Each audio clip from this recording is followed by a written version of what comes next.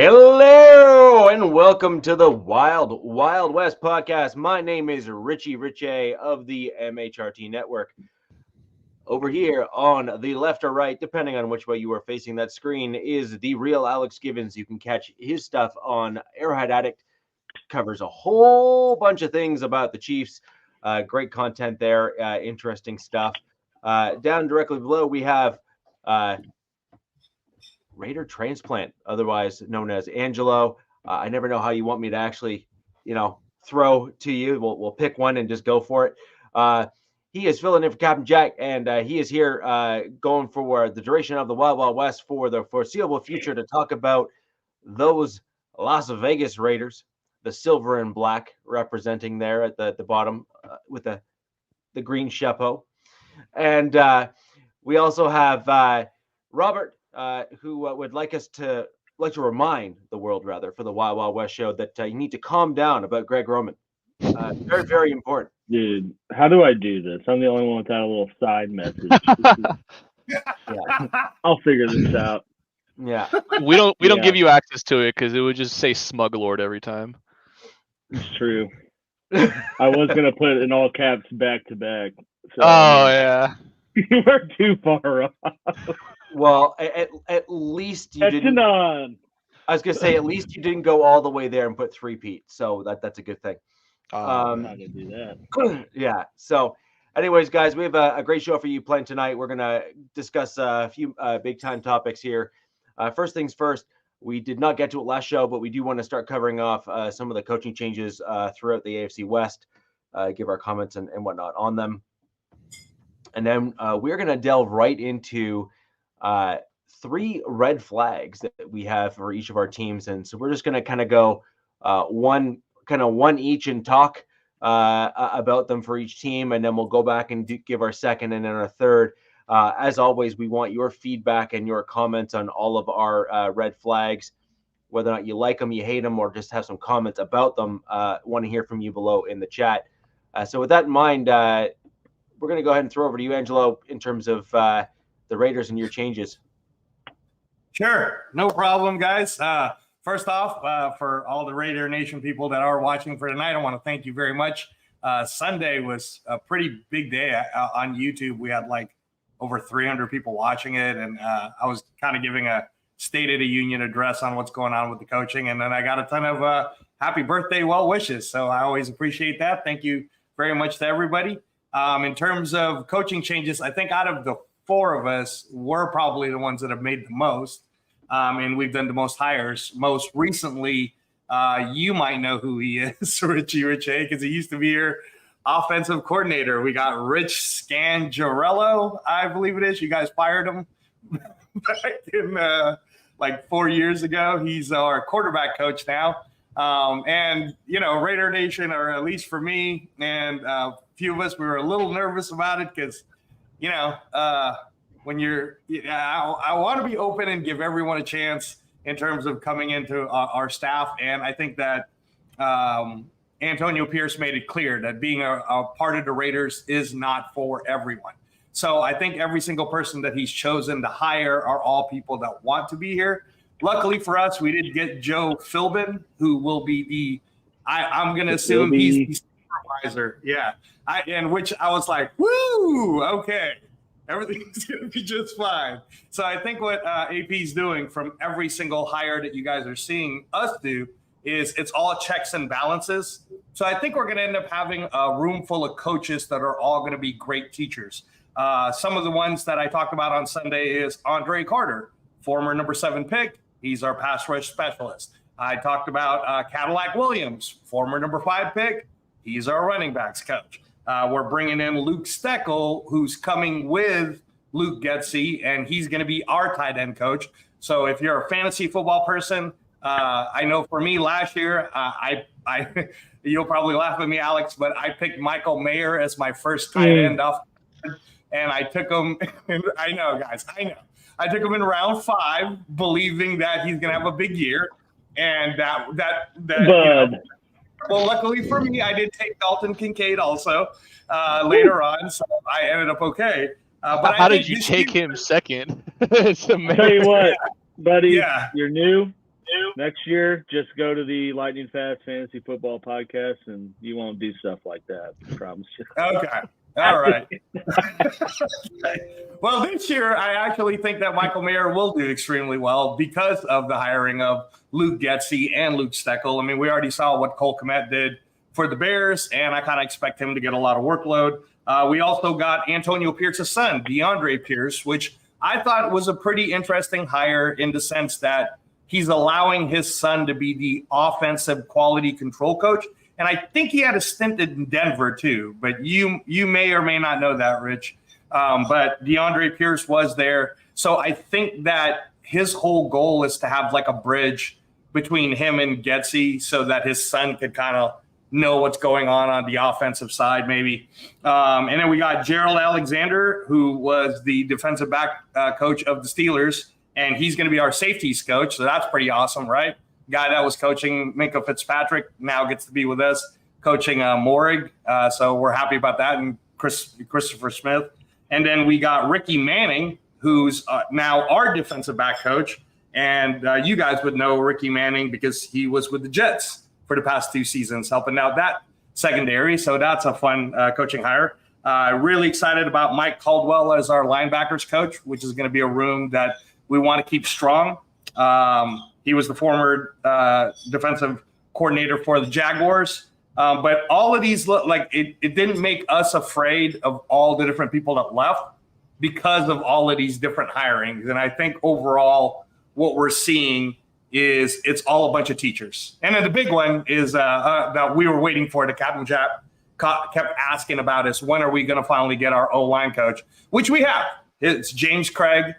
He was the LSU offensive line coach who also won the Joe Moore Award. And I was looking, Rich, that Cushenberry looks like he will be a free agent. So we will probably be taking a crack at good old Lloyd Cushenberry for our team since James Craig was the one that kind of helped them, during those times in LSU. And we'll probably take a crack at Damian Lewis, too, from Seattle, but we'll see.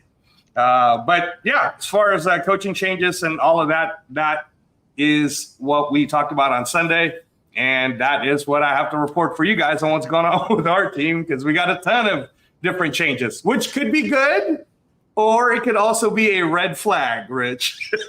You never know. You never know. So if I can kind of go back to the very first edition that you mentioned in Scangarello, I would not. So this all depends on what style of offense you want to be running. And frankly, I'm going to be honest, bringing him in as a quarterback's coach, knowing what his coaching tree is and his style, I actually think that tips a little bit of your hand in terms of how you guys are wanting to run an offense. Right. And so what I mean by that is Scangarello comes from the Kyle Shanahan, Mike Shanahan, Gary Kubiak, banner of coaching styles.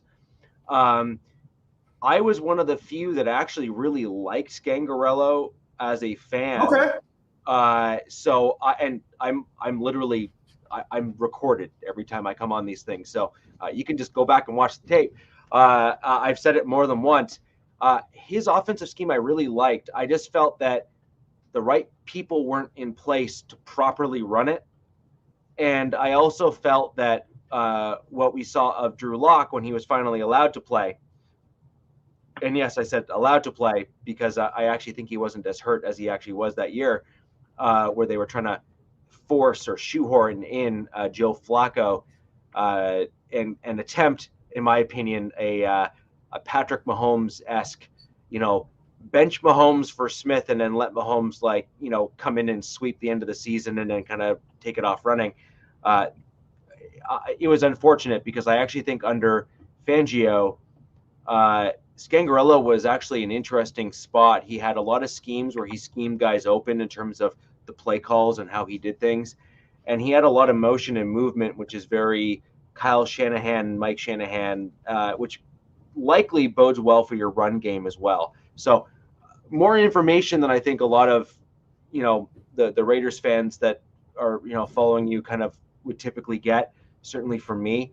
But I happen to have really hoped, actually, last year.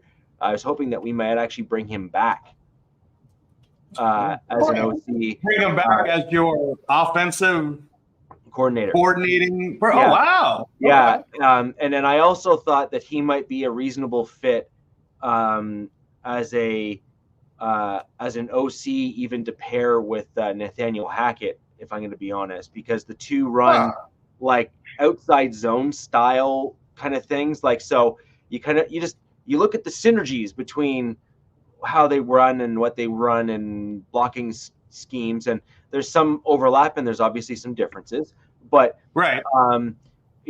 When you're looking for similar players and have an eye for similar players, reinforcing that to kind of steer the ship might not have been a bad thing, but obviously we didn't do that.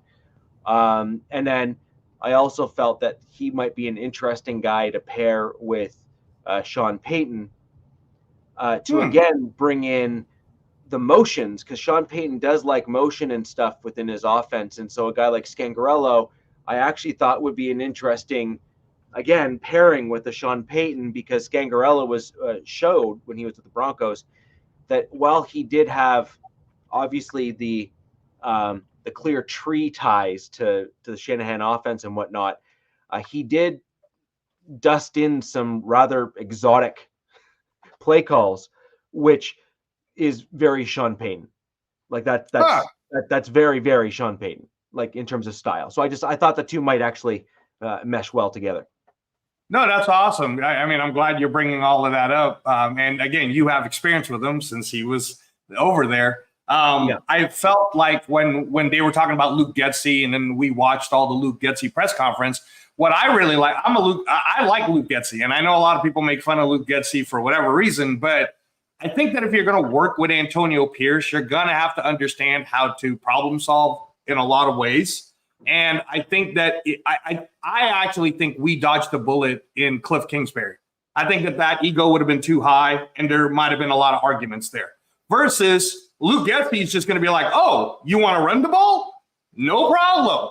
Let's run the ball, right? Like, and I think that when you gave me tons of it, you gave Raider Nation tons of information about Scangarello, because I was wondering, like, is he bringing Scangarello in as the quarterback's coach so that Scangarello could teach up these different type of zone motion, like all these different, so that the quarterbacks get it? Because you guys obviously know we're going to have to pick up quarterback. I didn't even want to bring it up as a red flag tonight, because all of you know that we got to work. We got to settle on who is the QB.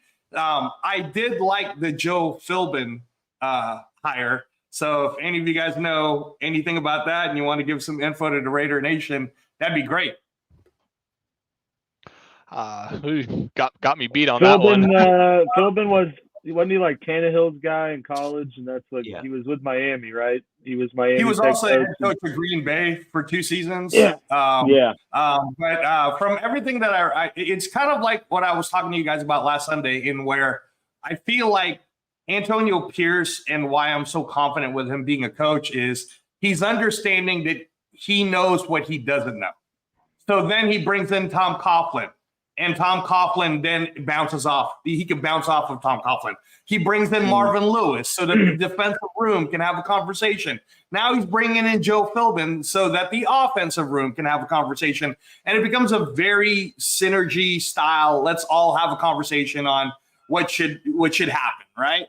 I can only speak from my own coaching experience, but this is something that when I've been on the boxing shows or the MMA shows and they ask me about my coaching philosophy or my coaching style, I would always talk about how I think it's stupid that in such an egotistical world of fight sports, that a coach can think that he knows everything. And I made it a point for me back in 2004, even when I was doing so well in the amateur boxing world and going to Colorado Springs and getting a chance to train some of the guys trying to go to trying to make it so that they can be in the Olympic team at that time, that in my head, I was like, well, I don't know boxing as much as I know karate, which was my base. So then I said, let me go try to make friends with this guy by the name of Freddie Roach. And little did you know it, just by hanging out with him, he lets me be his assistant for all those times when Manny Pacquiao and all those great fighters were around. And I can't tell you the wealth of knowledge I learned during that time. So I'm kind of hoping that that's what we did with the Raiders. All these different coaches that were fired everywhere else have a wealth of knowledge. And thank you again, Rich, for bringing up Scangarello. I think that a lot of the Raider viewers are going to watch this now, since you pretty much gave us the breakdown that we wanted. What is so good? Why did we hire this? Because when he got hired, man, a lot of the Raider people were going, "What are you doing? This is so stupid." But the way you brought it up, I think he was a steal. Then we stole him from you, essentially. It sounds like he was with the Niners first under Shanahan for I want to say 1 or 2 years, and he came up through the offensive ranks. He was seen actually as the bright spot, with as in that kind of underling, if you will, on the offensive side of the ball. And they actually, when we first tried to bring him in as the OC, they rejected our offer. And it was actually only after a private conversation between old Bronco alums where he was allowed to interview and eventually was offered the offensive coordinator position. Wow. Wow. So there is some additional stuff that occurred with him. And it was a really interesting kind of time there for the Broncos. And what I do hope ultimately, well, I hope and I don't hope at the same time, because it would mean success if it actually happens. So, we'll take that with, as it were. But I do hope that you allow the right guys to mesh together on the coaching staff. And I hope that the guys don't try to get too greedy too quickly and fail.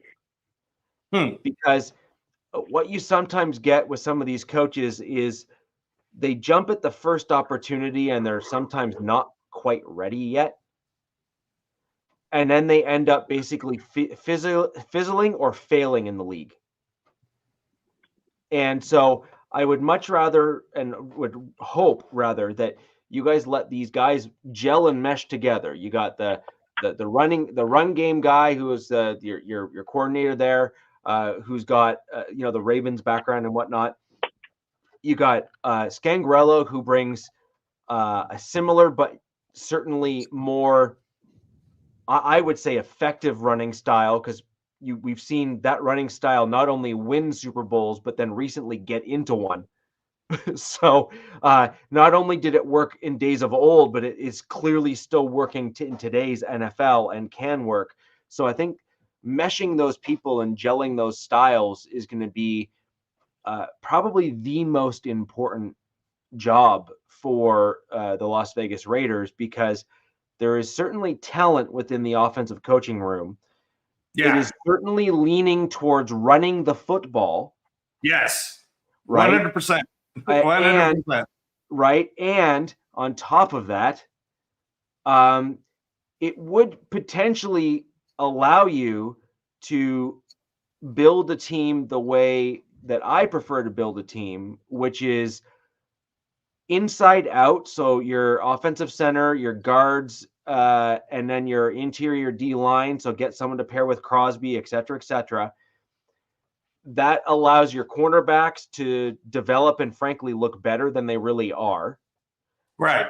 And you can then plug in, AOC 4 this year, even as a quarterback, with a better line in front of him, a better vision in front of him, and certainly a more compelling offensive scheme that you would hope is built this offseason. And right. And then if AOC still looks like trash or doesn't improve, because he wasn't awful last year, he just wasn't great, right? We'll give him credit where credit's due. He wasn't awful, but he wasn't spectacular either. He didn't blow the doors off the barn or anything. Right. But if he starts looking, pardon me? Against us, he did that second game. Oh, yes, that's true. So I wouldn't say he didn't have a great performance all season. We sure gave him one. That was more Easton Stick. Yeah, that's true. The other team. Yeah. Oh, man. But at the end of the day, you have decisions to make, and there's really two ways of building a team. We'll discuss that in the red flag segment. Right. That'll be something I'm going to cover for my Denver Broncos. But I think that you guys just need the right things to gel. Yeah, absolutely. Absolutely. And you guys need to let that happen. And if you don't let that happen and you get coaches that want to use this as an immediate stepping stone, and if they don't really mesh things properly together, then it is unfortunately a recipe for, the kind of, oh, it's just the Raiders kind of comments to be kind of made as of late. And so then the question is, can you finally pull it together? And frankly, the team you're really aiming for is to kind of see what the Chiefs are, the Kansas City Chiefs have done, which is build a core group, elevate a whole kind of grouping of multiple draft picks, let the whole team grow as a whole, and then they're a dynasty now. There's no other way of putting it. Yeah, no, Alex, if you guys do somehow figure out a way to keep Chris Jones, drafted Kelsey, drafted Mahomes, like that's your core three, right? So I think that for us, that's kind of where we're at. Like, drafted Crosby, right? And then drafted Jacobs, hoping we can keep him. So who's that other element? Who's the other? And could be quarterback, could be something else, but we can talk about that a little bit later. Yeah.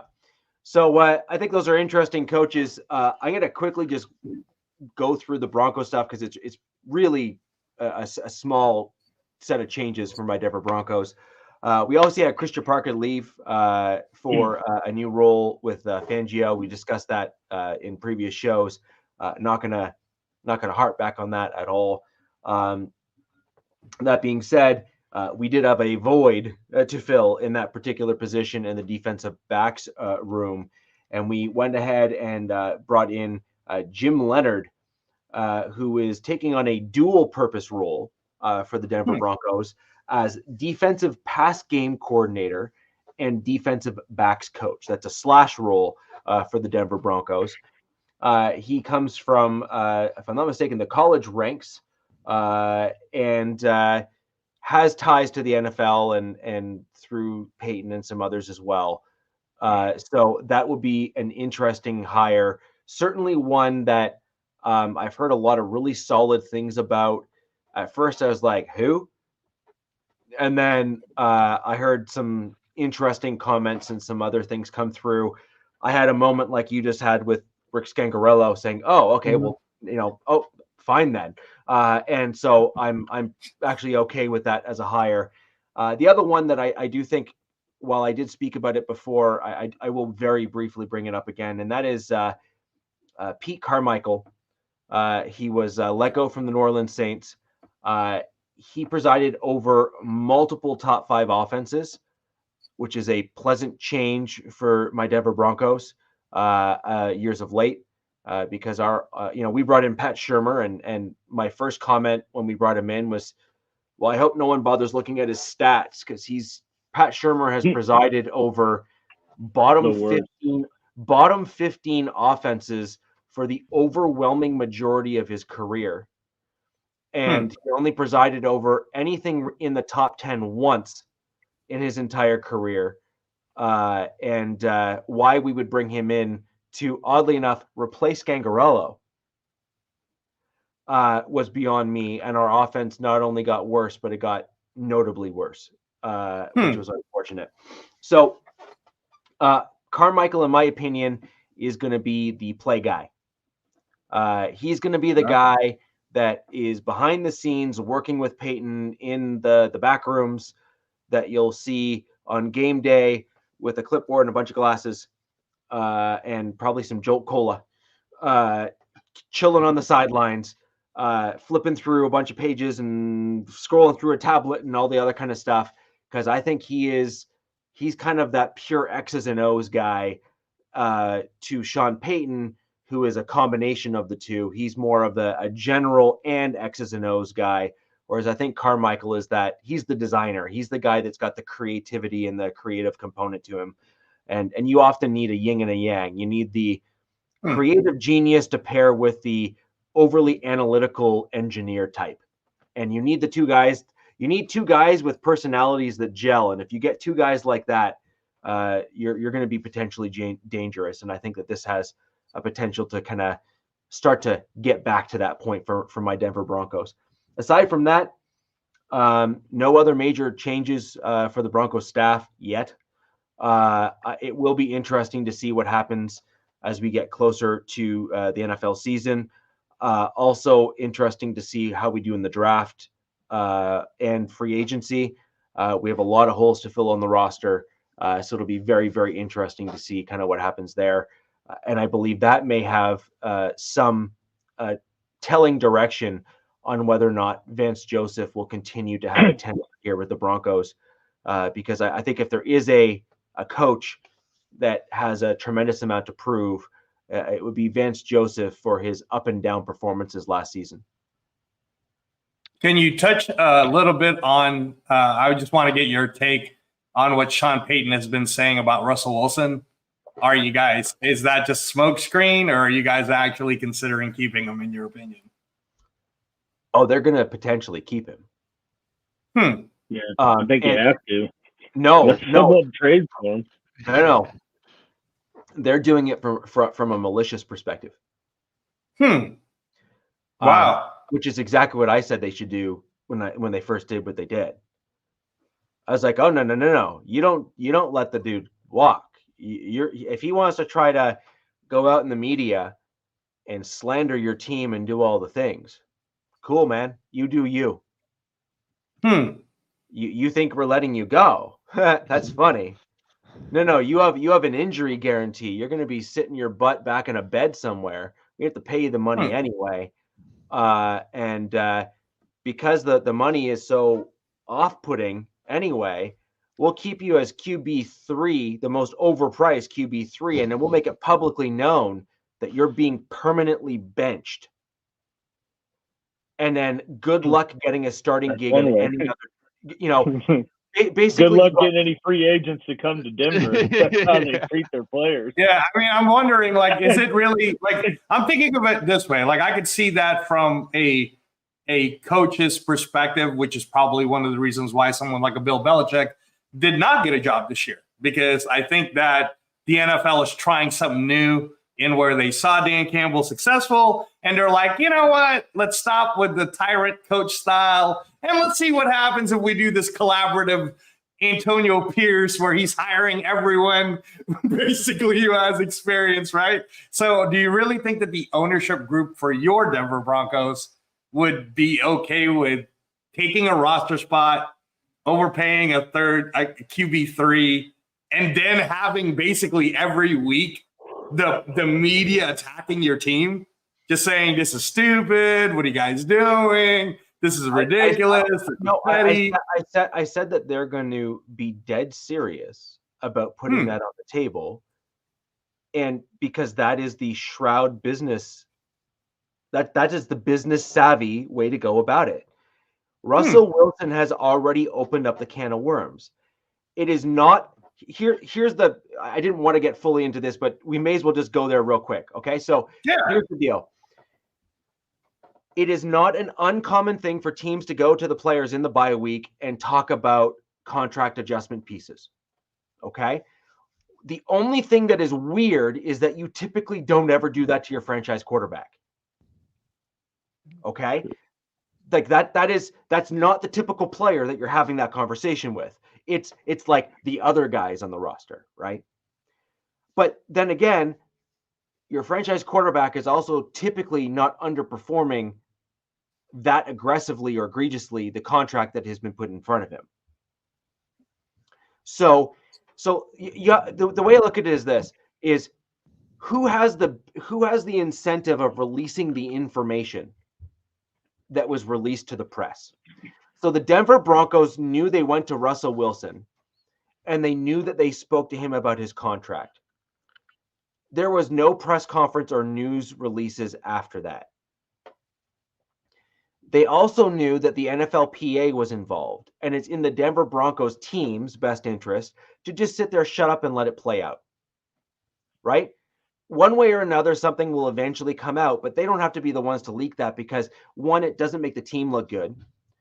And so then you have to ask yourself at the very end, when Russ finally got benched and got word he was being benched, and then all of a sudden the contract stuff kind of came to light. Well, who benefits the most from getting that information out there? It's Russell Wilson. He is trying to basically play himself out to be the darling. Look how patient, look how calm, look at the poise, look at all of that stuff. By the way, I don't disagree with that. He actually handled himself very professionally. So credit where credit is due. But that's besides the point. Look at the stories and look at the narratives and look at the light that it shines on who. And it's probably that person's camp or some person 3 people deep within that person's camp that made that leak. So I'm willing to bet that the news of the benching and the contract talks and all that stuff, that was someone from within Team 3 that leaked that news. One, it inadvertently and in the background kind of gets a bunch of people trying to talk, or at least this is what they're hoping, about, oh my gosh, maybe we should get him next year for our team. So that's one. And then 2, it basically is attempting to put the Broncos in a situation where now that they've already kind of embarrassed him, that they must let him go. At least that's the theory. Well, now the Broncos can spin that narrative back on its head. And this is the only route, in my opinion, that the Broncos have to take. Either Russell Wilson is going to actually be fair and amicable in the situation and allow the Broncos to pay him the money that he's owed, but then put in some kind of a modified extension that spreads the cap number over multiple years. Because right now, the most they can spread it out is over 2. But the Broncos, in an ideal situation, be like, look, let's not fight this out. Let's not have all the stuff, but let's write it in where we basically put some kind of a modified contract in place where you kind of like sign and re-sign, or some kind of modified deal where that guaranteed money that you're owed, but just allow us to spread it over multiple years. And then we'll literally just let you walk. So it's a restructure. You're essentially asking for a restructure so that money could be voided for the later years. Okay. Yeah, or spread across multiple years in terms of allowing that to take place. And that would be ideal for us and ideal for him. It would allow the Denver Broncos to allow him to walk, completely just amicable way. And it would allow Russell Wilson to then go back into free agency without tarnishing of his name. But the reason for my comment earlier is simple, which is, all right, if you're going to not do those things and you're not going to try to work with us and kind of go down that route, well, if we owe you all that money as guaranteed money anyway, we can't have you get hurt because you got other guarantees in your current contract if you get injured. So a soft, comfy bed is nice. Wow. That is totally reversed from the Jimmy G thing, but it's really great to get your take on it. I always wanted to hear I'm shroud and aggressive when it comes to that kind of stuff, and I think it's incredibly important that we all recognize that this is in fact a business. Just because they're my favorite team and I'm going to root for them every Sunday, just as I am never going to be upset at Russell Wilson for and his agent for signing the contract that he did. Right.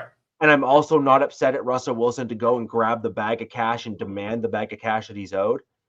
I'm never going to be upset at a player for that. Where you cross the line for me is when you kind of start publicizing things and doing those sorts of things. So just as the team here has some leverage, Russ also has leverage as well. And depending on how each party decides to play their hand, it can play out in multiple different ways. It could turn ugly real fast. I know, and it'd be great. This is awesome. Oh, it'd be fantastic. I would love that. I mean, I will say though, this isn't, for people trying to defend Russ, he absolutely deserves his money. But and we mentioned this, we talked about this before. It's new ownership. New ownership didn't give him that contract. Yeah, they did. They don't. No, the ownership. Yeah, they did. Did they? Yeah, they did. That's very close to time. It was the new ownership. It was new ownership? Yeah. Oh, New ownership didn't trade for him, but that's what it was. You're right. Yeah. Yeah, he didn't trade for him. You're right. Well, and the other thing is too, I like I was gonna say about Russ, he's always had That's right, Anna. It is. For once, we're not the ones with the drama. So, this is great. Yeah, well that's true right there too. Why would you make it easier for him to cut him? The short answer to that one is because the alternative could be worse. But worse for who? Yeah. I don't know. I don't know that your aggressive business approach is any sort of positive thing for the Broncos doing that, because at the end of the day, Russ is out of the door 2-3 years from now. You put him on the bench, but then what you have is every other player saying, damn, if I go to Denver and they sign me to a deal that they don't think is fair, they're going to do me dirty. Why would I want to do that? Oh, I don't disagree, which is also why I think basically our GM has this draft to right the ship. And if he doesn't pull a rabbit out of where, I think he's done, in my opinion, because he'll be the perfect fall guy for all of this, and the Broncos can literally pin it all on him. So you can pin the Russ trade and contract on him. You can pin and by the way, the Russ contract and trade was not actually on George Payton. It was on our former GM, who really was setting those wheels in motion in Elway. So just call a duck. But Payton was the GM in name, but Elway was still in the office upstairs that was still pulling a lot of the kind of the strings and whatnot at the time. But what is on this GM is the trades that were made in the offseason recently for Powers and for McGlinchey, who both underperformed based on their contract levels. So Randy Gregory, etc. So look at these contracts that are stacking on top of one another that are putting our team further and further behind. They start to become very, very easy to pin back on the GM. So to answer the question is, why would he make it easier to cut him? Because you can either have really, really bad PR from a group and a team that just simply has more money than you and more influence than you in the media, certainly within the Denver area, and then eventually up through the NFL kind of verticals there. So they can start leaking all sorts of stuff, including some of the things that were kind of tamped down intentionally by the team when you were there with Nathaniel Hackett, where there were certain rumors that were very, very unbecoming of Russ. And if the details of those were to start getting leaked, I think it would, first off, it would in some regards corroborate some of the former Seahawks teammates kind of stories. That's kind of the vein that those kind of rumors were in. And it would certainly, I don't want to say but certainly make it very, very difficult for him on another team to become their starting quarterback and be anything other than maybe a mid-level backup on another team, which would be a significant pay cut. Because I think right now he still has enough to recover where he could probably get a reasonable contract with another team to be their starting quarterback for the 2024 NFL season. No, man. He keeps saying that he's coming to us. He's not coming. And by the way, I still think that he is, in fact, at least an average to above average quarterback in the right system with the right players around him. There's a caveat to him, though. He is no longer a guy that's going to elevate the team around him like he once was when he was younger, because he's lost some of the things that he was once capable of doing. So is he a good quarterback? Yes. Can he be an above average quarterback? I think so. Does he need the other guys around him to do the thing? Yes. And I think that that's why he would be a good fit for a team that has more pieces on the roster, maybe better pieces on the roster. Frankly, I actually think that he is a reasonable fit for your Las Vegas Raiders, if I'm going to be honest, because I think you have a better team surrounding the quarterback than, say, the Broncos do at the moment, especially on the offensive with Adams and whatnot being there. But I think that he needs to go to the right spot. Leaving amicably and leaving with some kind of an agreement is in his best interest, in my opinion. So let's say he does that, and we'll make this a shorter one. Let's say he does that, and then he leaves and he goes to the Raiders. How would you feel about that, Rich? That you have someone that you're basically paying for. You guys are the ones paying them, because there's no way the Raiders are going to open up a checkbook for Russell Wilson. So we'll be like, oh, you want to come over here? Is it because you want to stick it to Denver? Okay, sure. We'll let you compete with Aiden O'Connell, and if you beat him out, right? Sure, why not? Maybe you'll motivate the team. Maybe you'll have some of that Raider passion and anger that we like in our players. So how would you, as a Denver Bronco fan, feel about basically paying for a player that's going to try to beat you twice next year? Well, it depends on how he's let go. So if there's a restructure which then stretches out the contract over multiple years, I'd be fine with it. I mean, he still needs a phone book to see over the offensive line, and that's to our benefit. But he still throws to the other team a lot, and he still throws the other team a lot, which is also a benefit to us as well. So well, the Raiders don't have a good O line, so he really don't have anything to have to see over. He would be pretty. I think he'd be pretty good in Vegas, actually. Well, you get that injury guarantee pretty quick. Yeah, you're talking about the red flag already, Robert. Yeah. Relax. But the point ultimately here is that I wouldn't be upset about it. I mean, at the end of the day, I wouldn't mind seeing him do okay. I just don't want him to do okay against us. Like he's not an awful human. He's a nice guy, does great work within the community, and by all accounts is a terrific father and a great family man. So good for him. But my only thing with him is his play on the field, and it was subpar for my Denver Broncos. He was limiting in terms of what we could do, and his contract is a boat anchor. That contract is an absolute. When he signed that contract, it was one of two things we're going to have. Taking a snap. Yeah. Before a regular season game even happened. Yeah, that contract. That's one of those contracts where you look back on like 5 years from now and you're like, that contract crippled this franchise. Like that franchise had to completely reinvent itself because that's how bad that contract was. Not to mention the trade that went into making the contract happen. Yeah, that was worse. And then the theory is that Seattle hit on all of those picks. Elite, maybe. I mean, for the most part. Well, no, yeah, I think they hit. Their cornerbacks are pretty damn good.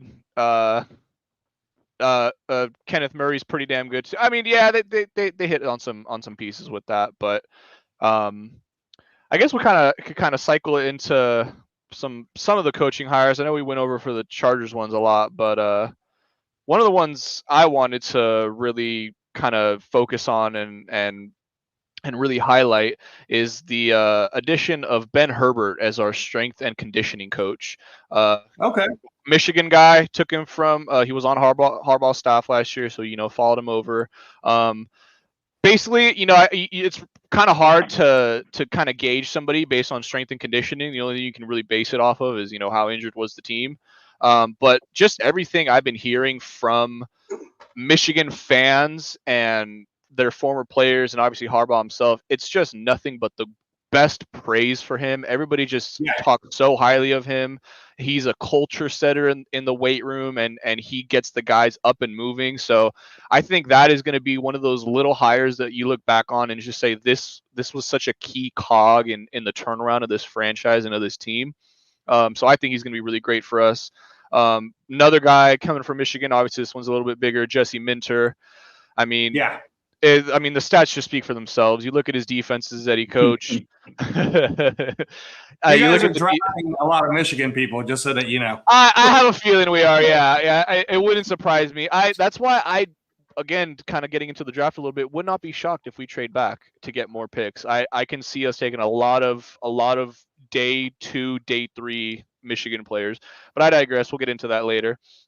Minter's been absolutely incredible in Michigan. I mean, in his first year as the defensive coordinator, his entire defensive side of the ball, all 11 starters were either first or second team. What is it? It's not all pro, I believe, but all Big whatever 10. It isn't. Yeah, Big Ten. all Big Ten players. So, I mean, he knows how to coach defenses. His defense this last year was number 1 in points allowed, number 1 in, I mean, all the important categories, top 10 in third down conversion, which is something we desperately need because our defense could not. If it was 3rd and 29, I was convinced we were going to let it up because that was the nature of this team, is to just fault at the most inopportune moments. So I think he'll absolutely be a huge addition for us. And for everybody saying, oh, well, you know, college doesn't translate. The dude did coach in the NFL. He was actually with John Harbaugh in Baltimore when that defense, it still is amazing, but when that defense was kicking ass, I mean, he was there 2017 to 2020. So that, I mean, that secondary's always been running a pro defense in Michigan anyways. Yeah, exactly. You know, so I think just those two are going to be fantastic. And then I have to shout out Marcus Brady, who's going to be our new pass game coordinator. He is a Cal State Northridge alum. Go Matadors! So from my my current college that I'm attending, so got to shout him out. Yes, sir. And obviously this is the big one too. I believe Shane Day. Shane Day coming back as the QB's coach, I think, is fantastic. Herbert absolutely loved him. I have no idea why we ever let him go in the first place. I thought getting him, I mean, after we had let go of Pep Hamilton, it was an absolute nightmare for me. And then we got Shane Day, and it kind of, you know, filled that gap. And then obviously he left. So to have him back, that's gonna be a big boost for Herbert, to have a little bit of consistency here. And then also have to shout him out, Ryan Ficken. Thank God we retained Ryan Ficken, because the special teams has looked miles and miles ahead better than what it ever was in the last like 20 years, I'll say. Facts. This is facts right here. And so, you know, to get him back, a lot of people were scared. Obviously, you bring in Harbaugh as the head coach, it's going to be a big change. You know, bring in a head coach and a new GM, your most likely entire coaching staff is going to get revamped, and that includes the coordinators. So to hear that and to hear that the players really stuck up for Ficken, that says a lot to me. And the fact that Harbaugh kept him says even more, because it's already shown that relationship between the players and the head coach is already off to a fantastic start. He's already kind of listening to what, you know, the players that have already been there have to say. He's taken that into account. So it's just really a lot of positives.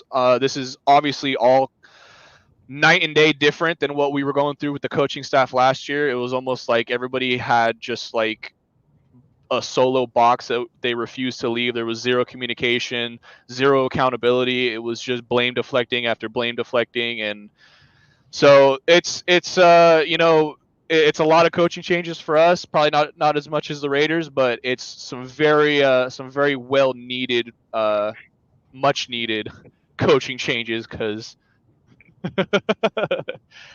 so we'll see what happens. I love the moves the Chargers made, so I just hope that it pans out.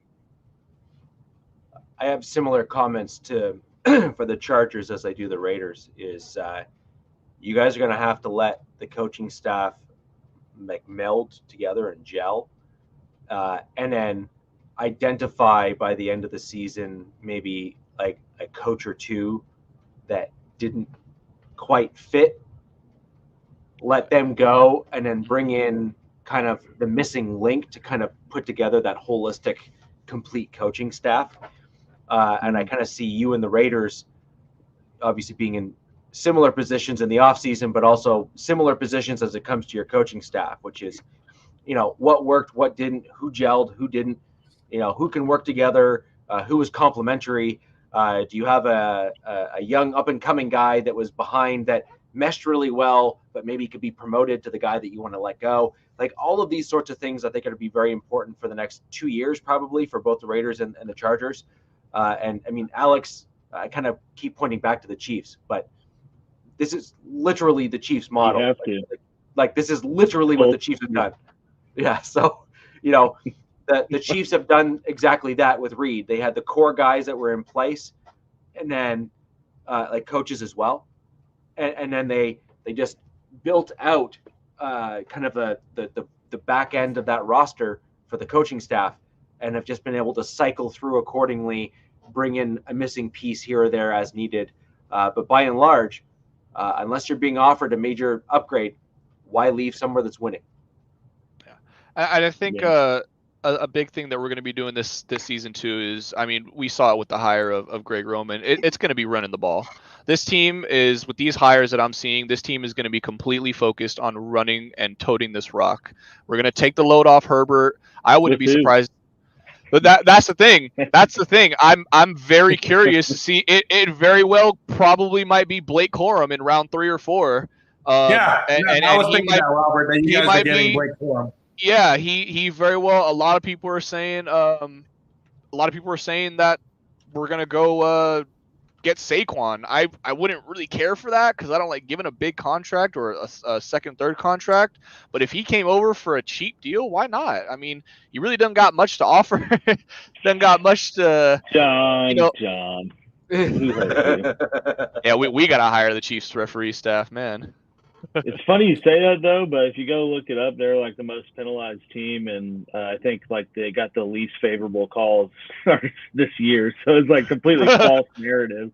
But hey, if a good ref staff associates with Super Bowl wins, then I'm fine with that metric, I guess. Yeah, you're not complaining much nowadays, Alex. You're not complaining. But one thing I did. I was just gonna ask you, Robert, since I did this with Rich. So is Austin Eckler getting signed back because of the running game? Or I hope not. No, he needs to go. Okay. Yeah, he needs to leave.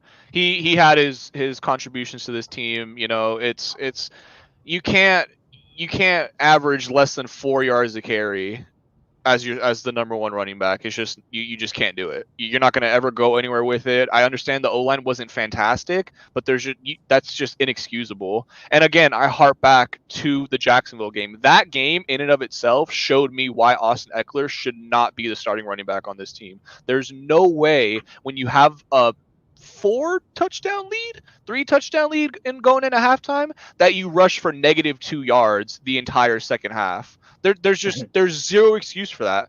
Corey Linsley was there. I mean, I understand some of the other pieces weren't there, but there's zero excuse for that. You got 2 touchdowns in the game, and you had -2 yards the entire second half. Yeah, he's gone. Yeah, I agree. Not to mention he's almost 30, isn't he? He's close. Yeah, which is basically a skeleton at the running back position. Yeah, 30's like 70 in running back years. Yeah. So, Alex, with the Chiefs, you guys had some interesting news, so I'll let you delve into that. Yeah. Just to add, I didn't really put my input on the moves around the team, but I did want to echo what our Raider transplant buddy was saying down here on at least looking at the Chargers and Raiders staff. I feel like there's some hires you look at them in a vacuum, you're like, what are they doing? But I like what they're doing in terms of the bigger picture. And I know I've talked to Coach about it and probably said it on the show, but it definitely seems there's a vision across the board, both with who the Raiders and Chargers are bringing in for that checks and balance approach. And, here we have our head coach that we know, or, whoever's organizing the scheme knows what they want to do, but knows, okay, I'm not as skilled at developing a rushing attack as Greg Roman is, or is Luke Getsky, or what he did with, like you said, Kmet, or even with Fields, if they get Jalen Daniels or someone like a little more mobile. So I think those things, it looks like there's a bigger collaborative approach that the Raiders and Chargers are going to want to take, and I think that's the right move to make, and it'll be interesting to see how it all comes together. But as an outsider fan looking in, there hasn't been one hire that I've seen any of them make that you're like, you don't see what's the ultimate goal in mind with what they're doing. Whereas the Broncos, I see, Peyton's just getting more of his guys, but I think that will work for them in the long run. It's just a matter of getting him the guys he wants and how long that takes. Because I think there is there seems to, at least for me, for the Denver, seems to be a little dysfunction in terms of what Peyton wants to do and what the front office, I guess, had in mind. Because I didn't understand all this. It seemed like from the jump, it was like, I got to get Russ out of here. So I'm going to do whatever I can to just defame him, whether it's directly or indirectly. I'm going to make some comment about his play until I could be like, all right, this is it, get him out. Whereas I just don't get why you would go trade for a first-round pick for a guy and he not be on board with trying to make it work, at least for one season. So, I think Peyton has his own assessment in mind of what he wants, and it sees how long it takes for him to get there, whether that's aggressively trading up for someone in this draft or whatever. But I think all three teams are making the moves to get the philosophy and the people and the personnel that they want in there. So it'll be interesting and exciting, I think, as a fan of football in general, to see how that all meshes together in the bigger picture. As far as the Chiefs, really no news in terms of coaching changes or anything else, which is no news is good news, I guess, after you win the Super Bowl, and that you're not losing any staff. They recently announced extensions for Spagnuolo and Dave Tube, who's been a long-time assistant head coach for Andy Reid and the special teams coordinator. So across the board, retaining all coordinators, as well as Andy Reid was pretty adamant on nixing any sort of retirement talks. So, I think at least for the next 3+ years, as long as things continue running at full speed, I think you have Reid kind of there until he decides he doesn't want to be. I think that's going to be good for what they want to do next year to keep the continuity and keep those guys in house. Like I said pre-show, I could see maybe some kind of inner tweaking or inner workings with the offensive side of the ball. I don't know if that means bringing Bieniemy back.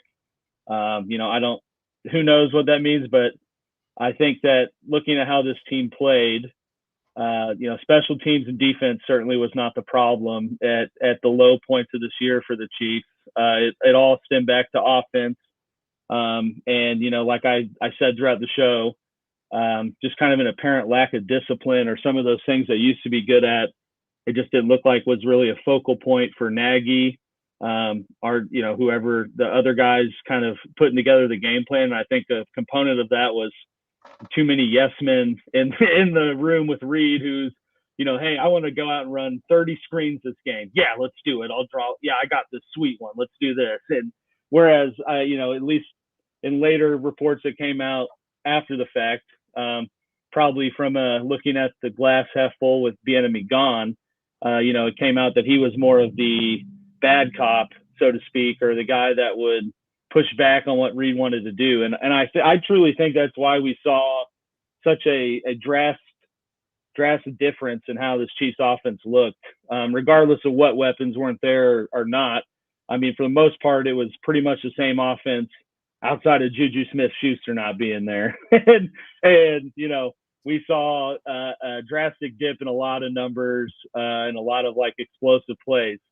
So I think if anything, we'll see a reworking on the offense or bringing someone in as some sort of collaborative assistant or whatever, some fantasy titles, but just some guy that can kind of help steer it back to what it was, these past few years. But I mean, excellent news out of Kansas City to keep both your coordinators and, big names that have been around in that building for a while and keep that continuity. So, that certainly is a good thing for the Chiefs. You just won a Super Bowl with that coaching staff. I think the only thing that you could have done well with, in my opinion, is to feed off your last comment, which I agree with, by the way, is who's going to come in and be the bad cop is maybe the wrong word, but who's going to come in that is going to be respected enough at this point in the process that Andy Reid will allow, because remember, Bieniemy had built up enough clout within the room that he was allowed effectively to tell Andy Reid that you're wrong. Yeah. Right. That's really what it comes down to. Right. And so then the question is, who's left out there in football land that has that amount of clout that Andy Reid could bring in off the street?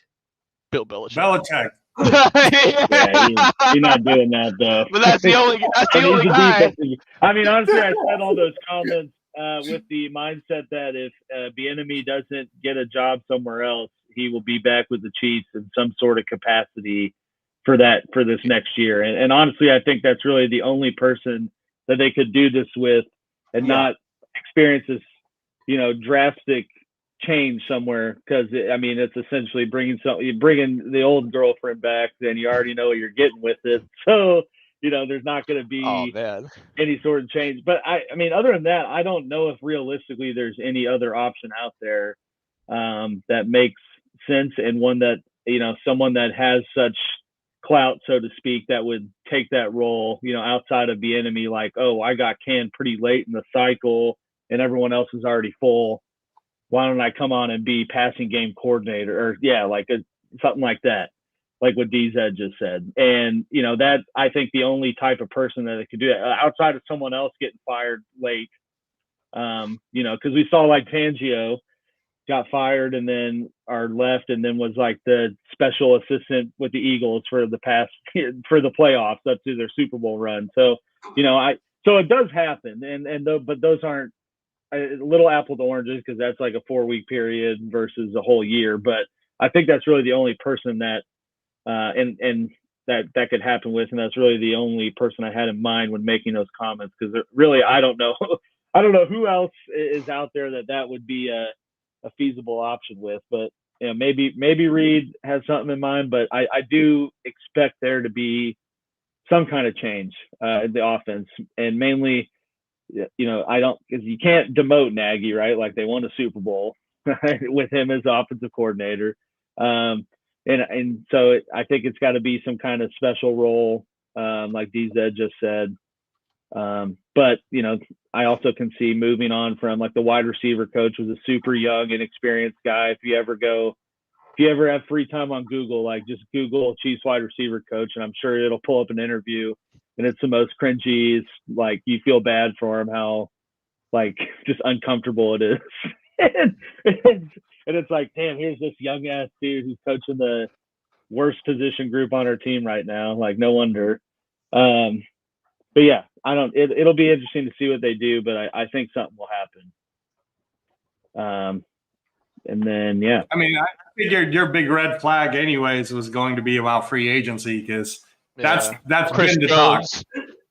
Well, it's really to transition into that. Yeah. I guess I couldn't really like pinpoint one red flag, because I think there's like 2-3 things that kind of all lump in together, and that is the biggest red flag for the Chiefs. Obviously, I mentioned last week they have 25 pending free agents, some of which are key contributors, others which are just long-term depth pieces that they've always had. But I'd say the biggest red flag going into this offseason is the salary cap / Snead / Chris Jones. And what I mean by that is, they ultimately got to decide, who are we keeping? Because realistically, outside of some ungodly restructuring or something else, they can't keep both. And they have 20-25 million cap space right now. So what are you guys going to do about raising that, Alex? Can you talk about a little bit about what you're going to do to try to raise that cap? Yeah. First thing is, there's already been talks of Mahomes working to restructure his deal to more of a Brady-like approach. What exactly that means is beyond me. Part of me thinks that news came out now, and it's more of like, well, let's see what we have to do, and then we'll go to Pat about restructuring, more than him doing it and like saying, okay, there's 40 mil. But I like, first one, you think of MVS. His contract was prepared in a way, I think it was a 3-year deal with basically a 2-year out. So they can release him, and there's 12 million right there. They're losing Donovan Smith. I think that's really the biggest cap guy. Outside, I'm looking at Justin Reed would be about 11 million. Those are really the only two that are like bigger contracts to free up space. Yeah. So, I could see MVS. Unfortunately, he was kind of the hero of the postseason. Going into the postseason, I was like, for sure that dude's cut. But yeah, like what Gabe was saying here, Kadarius Toney's obviously. I think they're gonna find a way to get him out, whatever that may be. But he's, still on his rookie contract, so it's not like that's crazy helping your cap space. Ultimately, I think it's either MVS or Reed, and I think out of the two, MVS is the easier guy to cut and move on from, or bring back in some sort of restructured way. That's not a 12 million cap hit. But other than that, I don't think that they can bring back Snead and Jones. And I think out of the comments that the two have already made, Chris Jones seems more reasonable to not demand, 32 million a year, and just say it seems more, at least what he said so far, seems more receptive to the idea of like, I'm going to get paid well, but not, best at the position. Whereas Snead is gone on every show and they've been like, what do you want to say to Veach? He's like, pay me my money.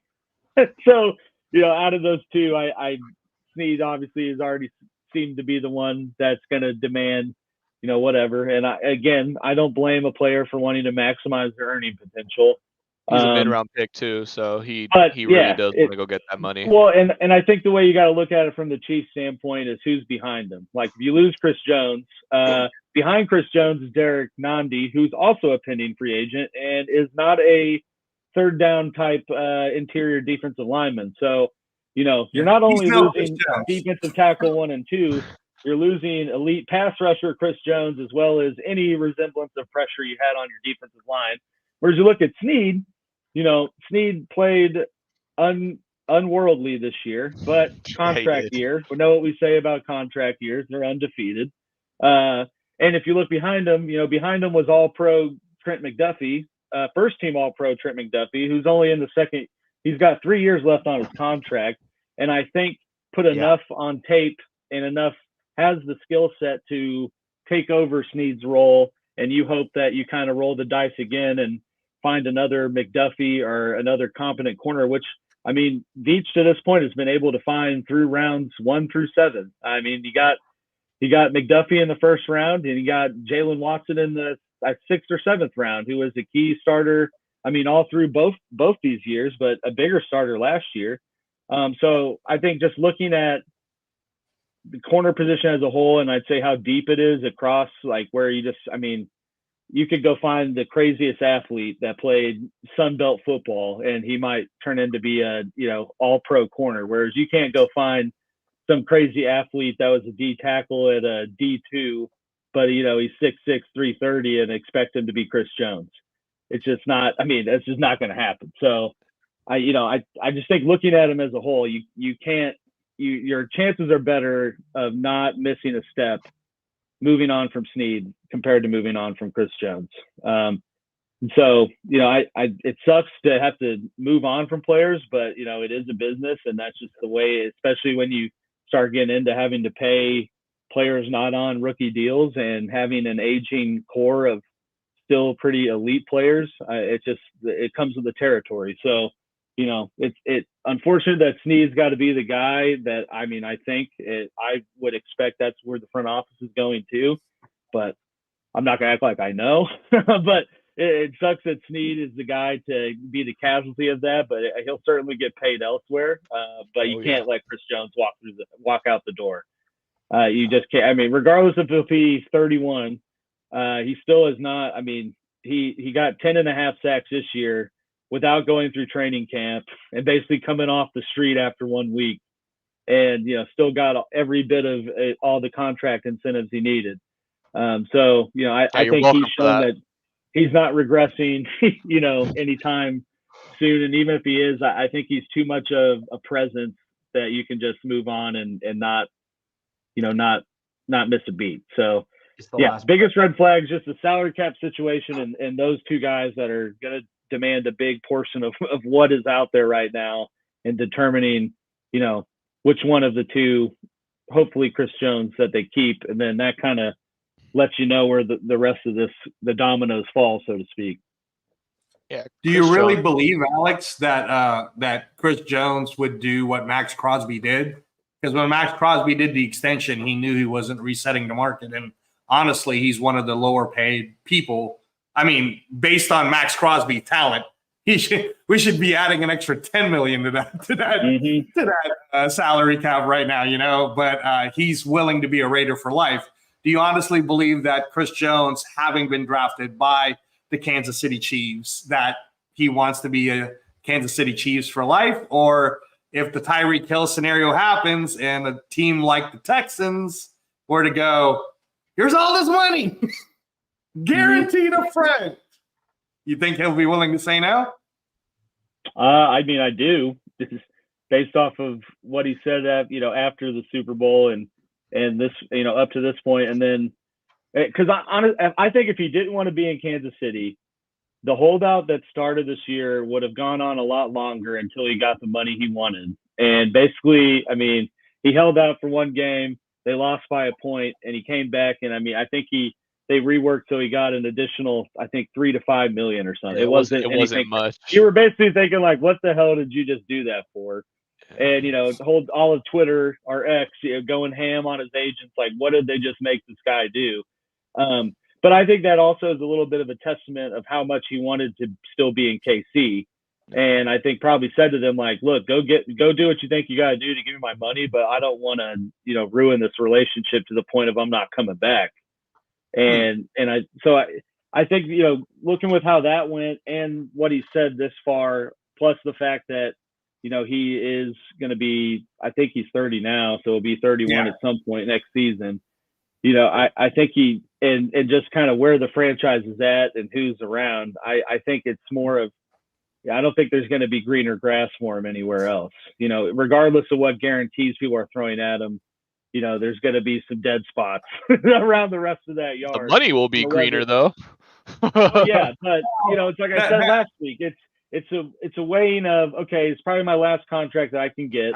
Do I want to go get the maximum guaranteed money possible, or do I want to get as close as I can to that, but know I'm still on a winning roster and know that barring some unforeseen circumstance, we're not going to be in the talks to win the Super Bowl while I'm finish out my career. And I think ultimately, weighing those things and what he said, I don't think that he wants to leave, regardless of the Texans or the Raiders or the Panthers or any other team with this, a bunch of cap space or looking to bring in a guy that says, here's a blank check, write what you want. I don't think that is the biggest weighing factor to him. I mean, I'm not going to act like I'm friends with Chris Jones or that we have convos about this. But I think as an outsider looking in at all the stuff that's happened throughout this whole year and a half long facade of wanting more money, he's shown that, he does value and prioritize being with the Chiefs. Yeah, no, the only thing I disagree with is in where Chris Jones could go. So we have a coach like Dan Campbell who made the statement that no matter what, we will be in the Super Bowl next year. And Detroit actually has the money to lure in someone like Chris Jones. So right away, right there, it goes to Detroit. It'd be hard for anyone to convince me that Detroit wouldn't automatically be the favorite to go to the Super Bowl if Chris Jones is there. Same thing that I say if the Texans were to go, oh, hey, we have the money to guarantee you. I mean, we're going to pay you more than Aaron Donald is getting paid right now. And right away, I believe the Texans. So there are teams that can pay him that money and show him that the grass would be greener. And this is why I brought up this point last week when we were doing the show. And I said, he's like Shaq. He's Shaq right now. He's so dominant that it doesn't matter. Like, you take Shaq, you bring him to Miami. Oh, surprise, surprise. Won the NBA Finals right away, right? So, and then I even say this because Raider Nation obviously wants Chris Jones. I don't think it's some big secret that no. Raider Nation would love to have Chris Jones. And what it does for a team like ours is it takes him away from you. And then now we get to pair him up with Max Crosby, which would just be deadly for everyone, really. So it'd be hard to even say that we couldn't beat you in the division if we were to get Chris Jones. Now, of the teams, I honestly don't think Chris Jones would come to the Raiders anyways. It doesn't matter what money we offer him. I just don't see it. I think that if Chris Jones was going to leave, he'd probably leave somewhere else. But it's interesting that you were saying that you believe he'll take the discount, because that's tough, man. That's tough. I don't know. Those egos are high. Well, I mean, I don't say discount that like he's going to get 15 mil a year. I mean, I think he's still going to get. He's going to get up there. Or 20, 25 maybe. It's just not going to reset the market. And I mean, so I don't know. I don't think that I don't think any team giving him value market resetting type money is enough to lure him away at this point. But I could be wrong. I mean, but given everything that's happened and what he just recently has said, I think that he would just rather ride out to the sunset in KC. But you know, off season is a very long process, and things change. You know, in New York minutes, so that could be a totally different story by the time we get to Friday. But Patriot, to answer your comment, yeah, if Chris Jones leads, priority number one and red flag one would be finding some way to replace that. Yeah. I don't know how, but finding a way. Yeah. So I think with Chris Jones, the thing with him is he has been very vocal about wanting to stay in KC. I also think that Chris Jones is somewhat unique in the fact that he recognizes he has a unique opportunity to stay with the same team throughout his career. And win with them. And win with that team as well. And I also think when someone like Chris Jones at this point in his career, who has made at least a above average salary for the NFL, which is fair, he is going to make a very good salary with the Chiefs. And when he's looking at long term, number of rings is definitely one of the things that factors into your entrance to Canton. Mm-hmm. I think he's locked though. That's the thing that'll maybe. Well, I think he is locked, but I also think when you're talking about, you know, that guy, like, you know, he, in my opinion, I think Chris Jones is truly trying to get himself in the conversation with LT. Yeah. Like, look, I'm being honest. Yeah. I think he is. I think look, you asked, and I'm just telling you the way it is. I think it is. Right. I think he's that's his goal. Like he is setting that as a goal. I mean that's definitely fair to say. I think the thing with Chris Jones is like you said, he's gonna definitely want to. If he wants to stay in KC, he'll stay in KC. KC. I mean, it's just as simple as that. It's what he wants. If KC goes to him and they're like, look, like this is what we can offer you, and if he's like, yeah, I'll take it, or if he says no, give me a little bit. Even if he says no, I want a little bit more. I think if you're KC, you have to. I mean, even if you set a price for yourself and you're like, we're not going above this. If he goes maybe 10 mil above that, you're gonna say, yeah, we're gonna give it to you. Yeah. I mean, there's nothing to discuss. When I talked about this on last week's show about how our team, the Chargers, are missing that guy on defense. Chris Jones is that guy on defense. You could plug him in anywhere. You could put him at any edge. You could put him in the middle. 3 technique. You could have him do whatever. He could probably jump back into coverage if you needed him to. The dude is just a playmaker. He makes plays happen. He disrupts the field. And I mean, Rich, leader of the defense. So, exactly. I mean, Rich, you nailed it. You could argue he's one of the most just pure dominant defensive players since LT, since Ray, since some of these other guys, and he has the rings to back it up. He has really nobody else on that D line to help him. So the fact that he's even putting up these numbers and doing as great as he is with really no help is just a testament to how truly dominating he is at his position. I think if the Chiefs let him walk away, it would be such a.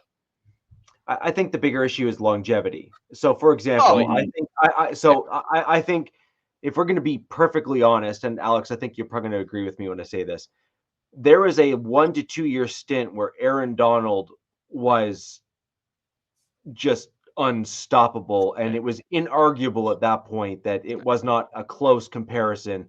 Donald was the more dominant player between the two guys. However, it was like that much, right? Like that much. Yeah. Chris Jones has had that long of a career, and he's basically been here. And frankly, if you look at what he did in the Super Bowl, like totally unsung hero, is he was the reason.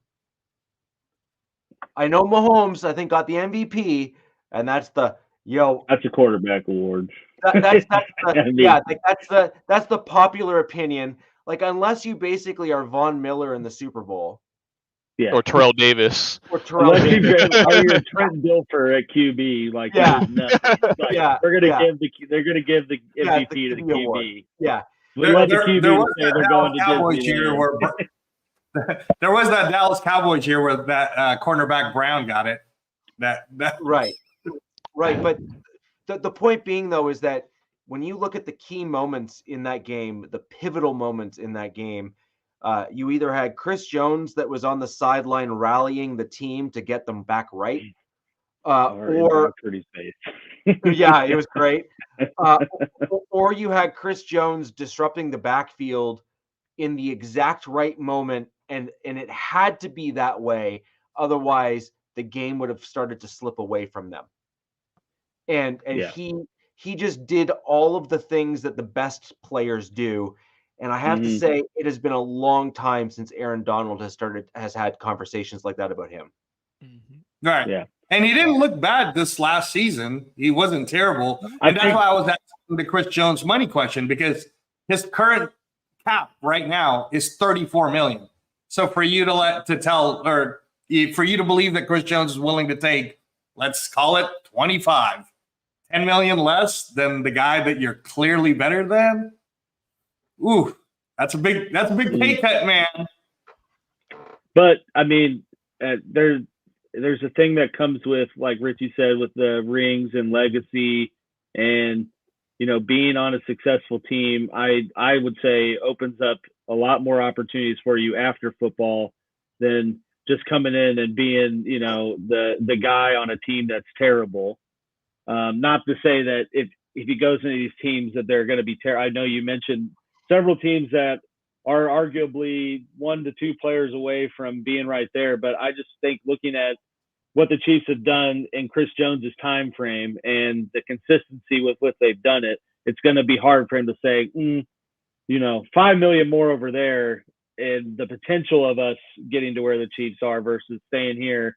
I think at this point of his career, he puts more weight to that side and the legacy of things, and chasing the 3 rings. And I mean, because he has said, like, I think the thing he said at the rally was, we're not done here, running it back for a 3-peat. So maybe, his comments meant, I'm just going to take a 1-year deal like I did this year and see if we can 3-peat again. And if we do, and I play like I do, I'm going to be just as marketable as I am right now. So, I mean, I don't know. I think that there's a few possibilities with him coming back, what that means. But I think that you do see Chris Jones in the Chiefs uniform next year, and that Snead will be somewhere else. Yeah. I agree Where with I that. disagree with that a little bit is I don't think the Chiefs would be willing to let Snead walk, knowing that Jones would only be back for 1 year. I think that they would. I think they would only let Snead walk if they could get Jones there for a 2 to 3 year deal, probably, because that would then be worth it to them. Just my opinion on that, because you're the thing with Snead, though, is I don't know what, I mean, I don't know if we'll ever know what he's seeking, but I think ideally for the Chiefs, they can't give Snead anything more than a 3-year deal. And I don't know if he's going to want that. And I think that just makes the most sense, because that lines up when McDuffie would need to get a new contract, and it lines up with a lot of things. And I don't see Snead with what he said thus far, and kind of his whole theme of this year is like, the Jerry Maguire approach of show me the money. I don't think that he's going to be the guy to be like, oh yeah, I'm like, I think he's going to want, a 5-year max kind of kind of deal that I just don't think KC is going to offer him, regardless of who's around. And He's going to want the J.C. Jackson contract. Yeah, something. But I do think that there's things that could be, there's options that could be had, moves they can make. Tagged, right? Huh? He could be tagged, can't he? I mean, like if for example, you're so positive that Chris Jones will 100% sign with you guys and it's already been talked about in the back rooms, then they don't have to worry about tagging Jones. So he could just get tagged, couldn't he? I don't think Snead would like that. No, but I know. At that point, though, do you think he doesn't? Does he hold out? Does he start to play those cards? He's like, I deserve to get paid. I should have been a free agent. You guys didn't let me test the market. It's kind of a bunch of things. I will say this though, for Snead, they in all good nature that the Chiefs should be, if they are going to re-sign Jones, which I believe they will. They got to let him test the market. You got to let him go try to get his money. Some team will pay him. Some team will, who is cornerback needy. Looking at the Philadelphia Eagles, they're going to pay him. They're going to pay him a big contract, and rightfully so. I mean, the dude balled out this year. We're going to see. We're going to see if it's because he had. Oh my God, why am I blanking on your other cornerback's name? McDuffie. Thank you. Yeah, Trent McDuffie on the other side. So we're gonna start to see, is it really he's just that talented, or is it, like you said, contract year, playing alongside another fantastic, all pro corner? This is why I said it's gonna be like a JC Jackson thing all over again, because JC Jackson was the same thing. Played alongside a great corner, has a great balled out year in his contract year. He was an undrafted free agent. I know it's not as bad as a mid-round pick, so he was a 4th-round pick though, so it's not like he was he wasn't paid great. Yeah, right. And that's another reason why I think he's going to want to maximize his money, because he's been on the 4th-round rookie deal this whole time, and then it's like, oh, you guys want me to take a discount again? Like, no. Yeah. No, I agree. So with regards to the Broncos and I have one red flag, and it's literally, this should come as a surprise to nobody. It's cap. Yeah, it's cap space. What's cap? I second that. So we have the Russell Wilson decision that's going to be coming kind of soonish. We also have the signings from last year that largely underperformed their contract, which are chewing up a lot of cap space for modest production. I'll give some credit there, but I mean, it's not spectacular, but modest production. And then we have just a bunch of other guys that are chewing up cap space here. Sorry, DZ. On the roster, right? And then kind of tied to that is we have the re-signings that are aging. So we have the Justin Simmons, we have Garrett Bowles, we have a couple of those players that fit into that mold that are taking up large chunks of the cap space that have had either, some would argue really good years or decent years. I have a different perspective because I think that stats and things can be skewed if you only look at certain stats.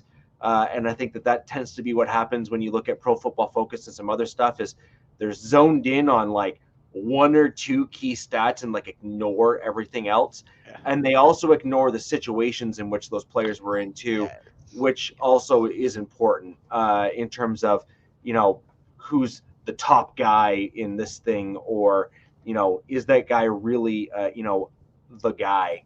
And I agree. Surtain is going to be probably the guy that the Broncos are going to use to pull a Miami. To go number one?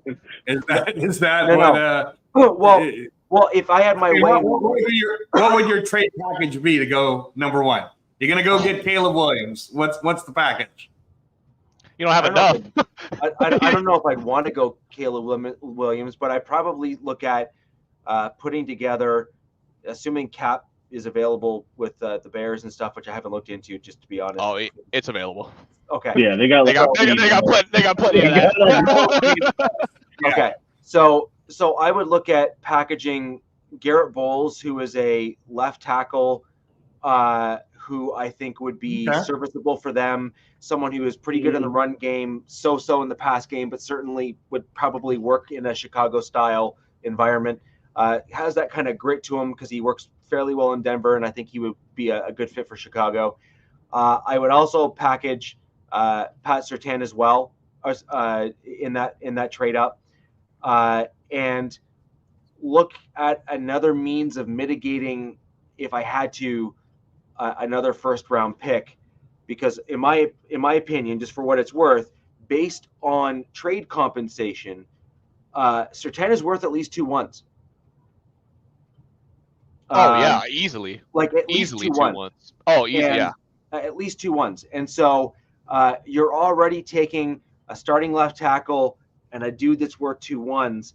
And so then the question is like, all right, so let's say Bowles is worth like a fifth just because he comes with both age and salary. Fine. So you've now given up 2 ones and a fifth. So then the most that you'd probably give up again is this year's 1, or maybe a third pick this year or something to kind of package with that to then shimmy up. So and then you'd kind of use the goal here is keep all your future picks. Yeah. You want to try to keep all those future picks. The roster needs too much. And I think to kind of add on to what you said, Rich, with the Bears in particular, it would make perfect sense because Surtain is arguably the best corner in the league. And absolutely. Johnson. And they just lost Johnson. So it would, a lot of it would make sense for them. They could tag Jalen Johnson. They haven't lost Jalen Johnson yet. They can still tag him. But if you trade for Surtain, you don't even have to worry about tagging him. You could then use that tag on somebody else. And then you're like, we got our cornerback locked up. We got our left tackle locked up. We're rocking with Justin Fields. He has DJ Moore. You probably go wide receiver in round 2 or 3 or some of these other picks you're getting from Denver. Well, they still have the 4th pick or whatever. They still got pick 9. I think it's 9 or something. 9, right? Yeah.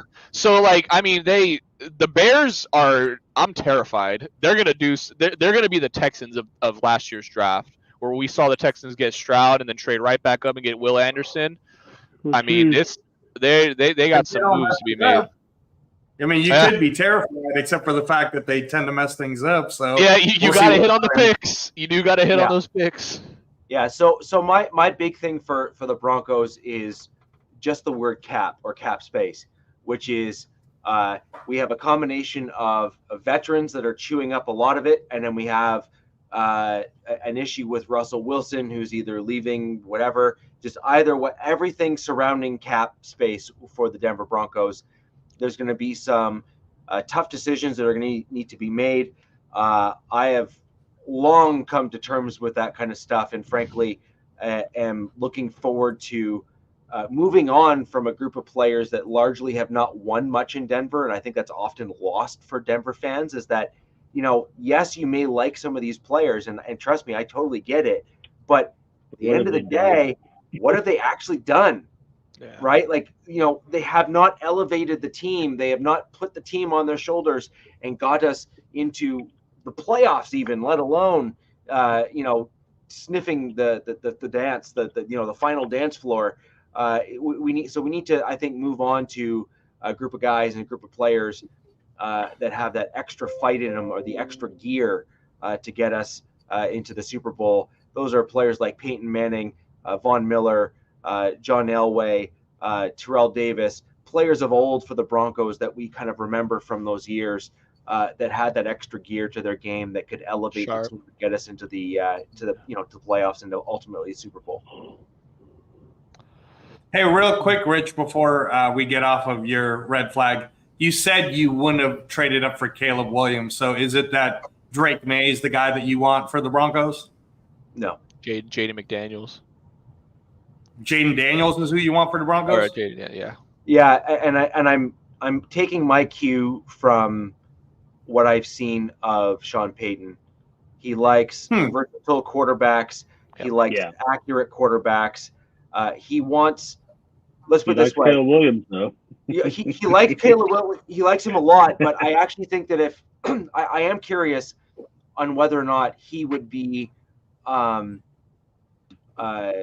right coach for Caleb Williams, because I think Williams is coming in with a very, very large ego, and I'm not convinced that Sean Payton and his style would work, because Sean Payton. I'm not really sold on Caleb Williams anyway. I'm not either. I'm not either. Other mind. Like, people are blown. I just don't like watching Andrew Luck's draft like stuff, like his college tape, and I just don't get why people compare him to like Andrew Luck. Like he's the second coming of. You're gonna pick up. I just don't get it. He's got this allure. And he is to Andrew Luck. Yeah. Yeah. He's my comp for him was like and Trevor look at Trevor Lawrence. And look at what Trevor Lawrence has done. Like he was the most winning QB ever through high school and college, and then goes to Jacksonville in his mid. Ish. Yeah. So I don't know. So my thing is, I in my opinion, I think Sean Payton, and I would rather take the quarterback pick based on what we think is going to work best with Payton. I would go with a guy who I believe is more versatile, who can do more things, and also someone who just gives us the flexibility to really open up a playbook. Can you run it with the quarterback run? Yes. Can you throw the deep ball accurately? Yes. Can you throw the mid game accurately? Yes. Sean Payton's majority of his offense is in the mid-intermediate places of the field and spots on the field, and leveraging the run game to then further open up that area of the field, because you're hammering guys so much they get worn down. And then you throw a deep bomb every once in a while, and it just absolutely kills the defense because they've had to shimmy shake up further to try to stop those kind of death by 1,000 paper cuts. And so I think that getting a guy like him would probably be a guy that would fit. Exactly. I think that would be a guy that would fit a Sean Payton system better. Daniels instead. May is an interesting and intriguing prospect. I just think he doesn't have the same sort of versatility, if I'm going to be perfectly honest, as Daniels. And again, I am concerned with ego, because you don't want two guys to clash. You want the quarterback and the coach to be kind of in parallel with one another as they kind of go through things. Case in point, I look back to KC in recent years with Mahomes and Reed. They are definitely on the same page together, and it shows because they just keep winning.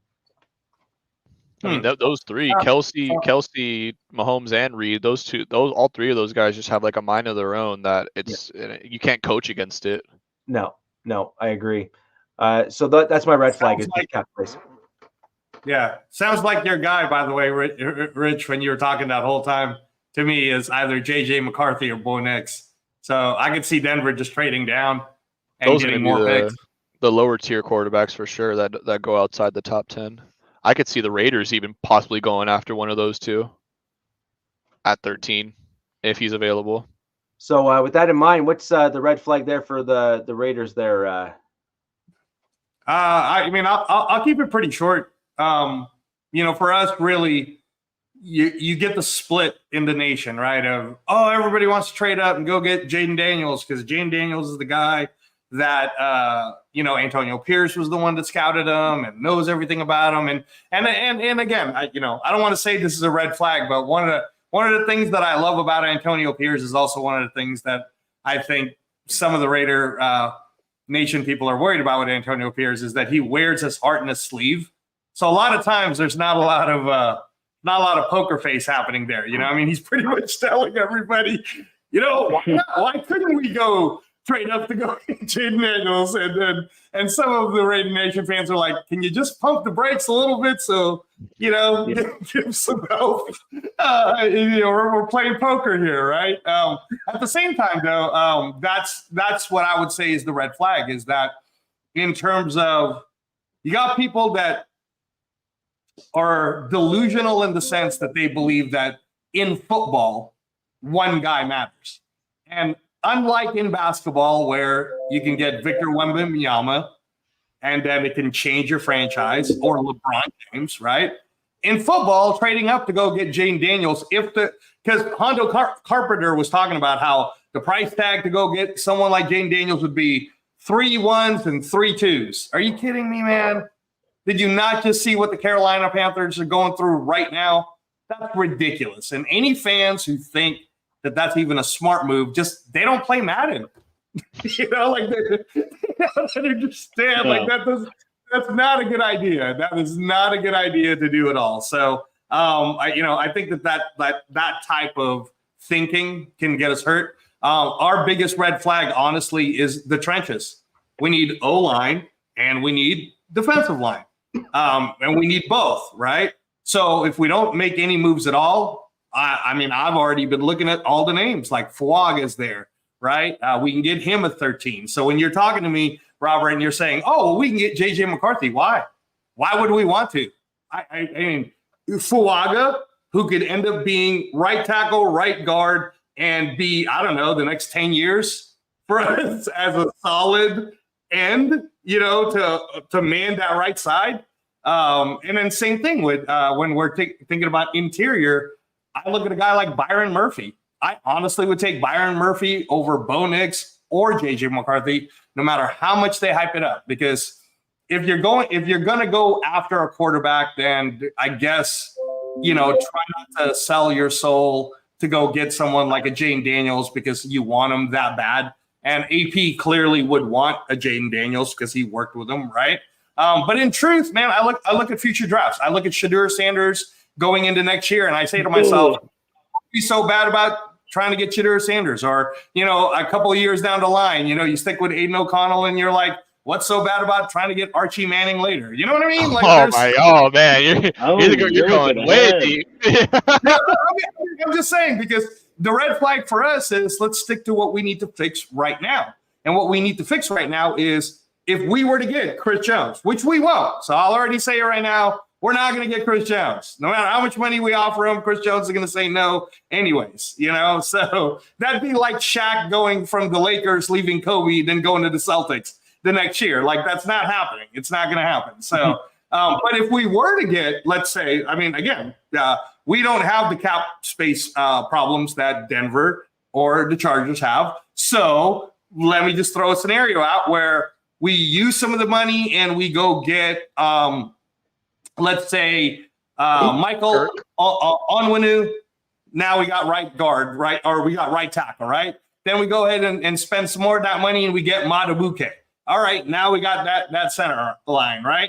And then now we can play with it. We can sit there and go, well, are we going to draft corner? Because we can get a corner at 13. I wouldn't mind getting Quinion Mitchell, Terrion Arnold, right? Like, there's guys. I can trade down. We can trade down, and then we can get even more pieces. But this whole dream of let's go trade everything to go get Jane Daniels, I honestly think that it's the fan base splitting on that is the farm.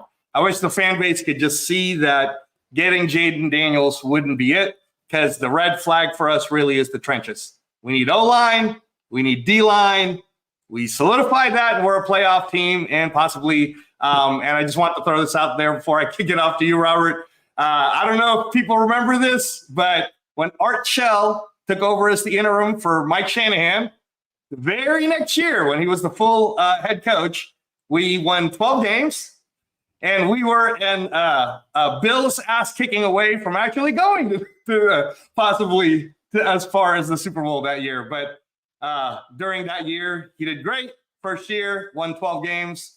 The legendary Art Shell, and then we got destroyed by the Bills, who then Scott Norwood did in the Super Bowl. But anyways, wide right, baby. Wide right. I'm hoping history repeats itself with Art Shell at least. So, it's funny you did mention that about the QB. I will just touch on this really quick. My thoughts on this.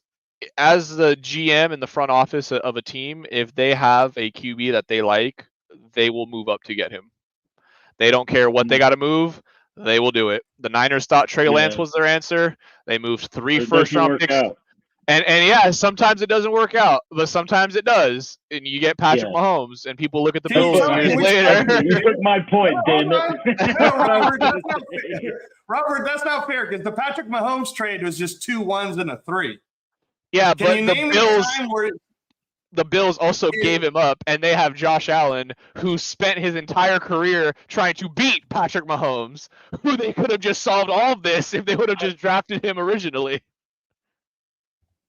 I was just going to say, the teams obviously are chasing the QB because they think that's the driving point of success. But in all reality, like the I think the Chiefs moving up for Mahomes is probably one of the only move ups to get the guy that has actually worked, and that's just because the Chiefs were a quarterback away from being a championship roster or a game-changing quarterback away, I should say, because Alex Smith wasn't bad, but he wasn't going to go out and beat teams with his arm, And then they go and get Mahomes, they give him 1 year to learn, and then boom, it's like we are on this run we're on now. Whereas you see, like Carolina go and sell their team and their best pass catcher, just get Bryce Young, and then they're like, why isn't Bryce Young good? I don't get this. Where you have like Stroud, the Houston Texans moved in to get Stroud, but they had a decent roster around him. Like they had competent pieces around him where it wasn't like, hey, we sold our whole franchise to get you here and we signed you this 32-year-old wide receiver. Like, go be productive, or we're going to talk about, getting rid of you after 1 year. So it's just, I don't know. It seems like a lot of teams are rushing to have the success without, setting up the building blocks first. And like what Angelo was saying, I think that's the way that you need to do it. Because the Patriots said the Raiders are not a quarterback away from being. Oh God! No. I guess Patriots said it a little more sarcastically, but it's not like if they were to go get Caleb Williams, they're going to be 14 and 5. I mean, they might, but it's not like Caleb Williams is not, or any QB is not the game change, like not the deciding factor for really any of these teams trying to rebuild. So I don't get the need or want to sell the farm to move up for these guys. I agree with that. Hey, Robert, just real quick, and then when we're talking about, because Jane Daniels keeps being the name, and I'm surprised that Rich wanted Jane Daniels. Tapes that I've seen of Jaden Daniels, and he is good, so I'm not going to say he's not. But throwing to Malik Neighbors, the more I watch Jaden Daniels, the more I love Malik Neighbors. Malik Neighbors I was saying to myself, man, I hope the Chargers mess this up. Dude, honestly, it won't even be about us messing it up. It'll be about, will he get taken before us? Is it going to be Marvin Harrison and Malik Neighbors in the top 4? That'll be the only question. And there's so much speculation that it's going to be 3 QBs in the first 4 picks. And if that's the case, you get one of MHJ or Malik Neighbors. Oh, but I'm getting into a completely different thing. We'll wait for the draft pod to talk about that one. And then you'll take Quentin Johnson. God, don't even get me started on that one. Really quickly here, I know we're kind of a little pressed for time. Really quick, red flag. I've been saying it all season, man. It's the interior O-line in that run game. That you got to address it. This is I mean, I know Corey Linsley, coming out was unexpected and completely out of your guys' control, but you got to address it. You got to draft a center. Got to draft some interior linemen to help this running game and to help whichever running back you're going to start this season, because God knows Eckler didn't have anything to run behind. Not to say, I still want him gone. He played well, but the O-line did him absolutely no favors once Corey Linsley went out. So you're probably not going to get Linsley. You're probably not going to find a Creed Humphrey in round 2 like the Chiefs did. But man, you got to get someone that could solidify this O-line. Yeah, JXJ. I mean, like you gotta. That is the biggest need for us besides wide receiver with the first pick. Yeah, and as with anything, scheme fit matters. So as an example, you may well have guys on your roster now that better fit with what Harbaugh is going to want to put on the field from an offensive perspective. But I do still think, I agree with you, you need that anchor in the center to kind of, build around and keep there for the next 5 to 10 years. And hopefully they can develop into that guy. But guys, with that in mind, wanting to ensure that we give all of the news all of the time, but not continue to go on and on and on the same topics here to bore all of the kind viewers that are here with us this evening. Thank you very much for all of you. Before we do sign off, what are your red flags for our team? Leave those down below in the comments, as we said earlier in the show. Very interesting. Interested to see what you have to say on that. Next week, we have another grouping of actually very interesting topics to go over with the AFC West. And we will go deep into those and get your comments and discuss those on the show. Until next time, guys, next week, where the West Side is the best side. Peace!